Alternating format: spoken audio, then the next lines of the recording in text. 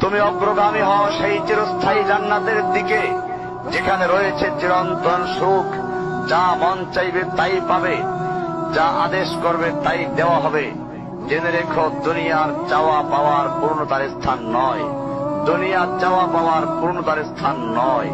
দুনিয়ার চাওয়া পাওয়ার পূর্ণতার স্থান নয়।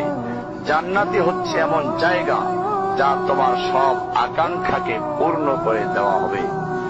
চির কিশোর সেবকগণ, চির যৌবনা সঙ্গিনীগণ, ফল মূল, গোশত, দুধের মধুর শরাবের নহর, উত্তম বাসস্থান ও বিছানা, চির আরাম, চির যৌবন, চির সুখ, অসংখ্য নেয়ামতের মাঝে সবচেয়ে বড় নেয়ামত হবে তুমি আল্লাহকে দেখবে।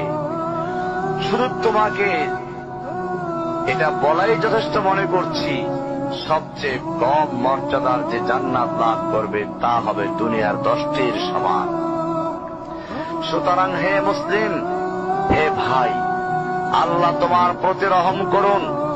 এই বার্তা তোমার কাছে পৌঁছার পর আশা করি তুমি তা তোমার পরিবর্তন এবং সংশোধনে